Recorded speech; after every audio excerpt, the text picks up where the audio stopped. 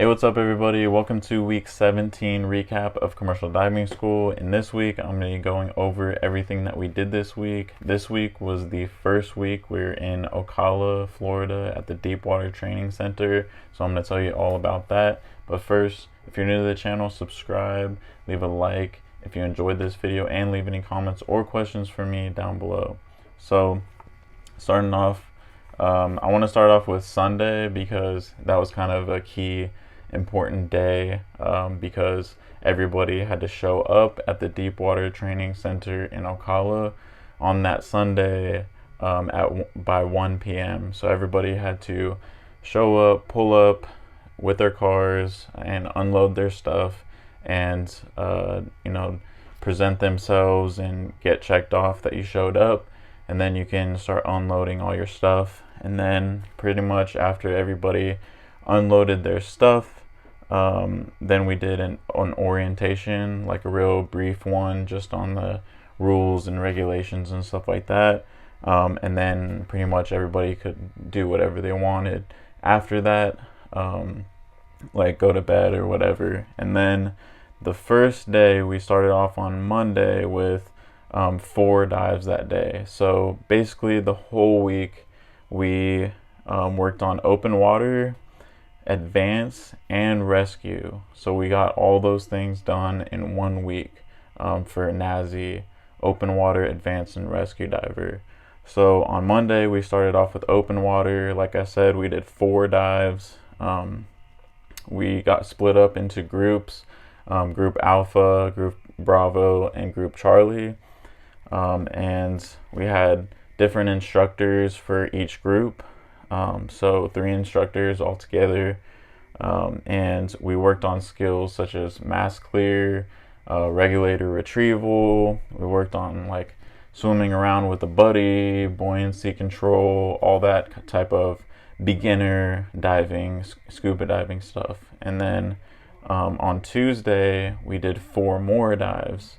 And they're also open water. We did more swimming. This time we kind of did a tour around the grotto is what they call it. So they call it a 40 fathom grotto. And we basically we stayed at 20 feet each dive, and we basically swam around getting to know basically the sinkhole and what it looks like, and how to navigate through there and swim as like a beginner diver. And also we swam inverted, so we practiced that. So basically there's platforms at different levels, like 20 feet, 50 feet, and 70 feet, and we basically would swim on top of them, and then we would swim like kind of upside down, looking at the bottom of the platforms as we went. So that was all pretty fun. Also, the way the dives worked was every time you finish a dive, you would be low on air. So not too low, just you need to get your tank refilled. So you have to walk back up the stairs to the compressor to get your tank refilled to 3000 psi. And then you would basically go back down and do another dive, and then you'd bring your tank back up. And we basically knocked out 2 dives before lunch and then 2 dives after lunch, and then we were done for the day. And then we moved on to Wednesday, which we started from then on, we started only doing 2 dives a day.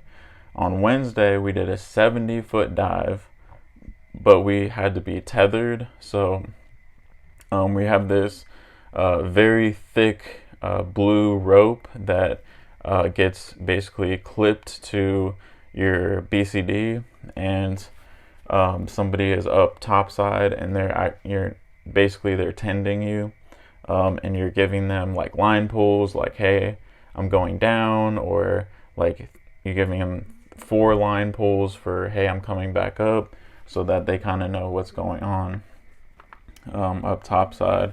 And then for our second dive for Wednesday, we did a 20-foot dive on nitrox. So we switched over to nitrox, which actually took a very long time to fill everybody's bottle with nitrox, since extra oxygen has to be added in. I don't know why, but it takes longer to fill the tanks for that. And then by Thursday and Friday, we were working on rescue already. So we were doing such things like going on secondary air, sharing with somebody who's running out of air, an unconscious diver, and how to approach them, how to basically keep the regulator in their mouth, and try to get a response from them, tap them and stuff like that.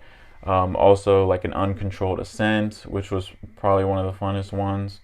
Not fun for like an actual emergency, but basically the instructor will inflate one person's like BCD, and then he'll start like rushing up to the surface, and then the other guy's like right here, but he has to like kind of grab his leg and pull him back down to make sure that he doesn't just go shooting up to the surface, because you can get really hurt that way.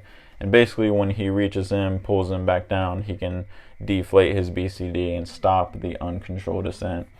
So we did stuff like that on Thursday, and then for rescue on Friday, we did more stuff like that, but we actually did like a scenario where the instructor actually acted like they didn't tell anybody. They just all of a sudden, they went unconscious in the water, and then we had to get them from like the surface over to the ladder, and then they paused it, and then they got them on the deck to finish the rescue aid, because once you get a diver out of the water, you're not done. You gotta call 911 and get emergency services going, and get an AED, and possibly do CPR.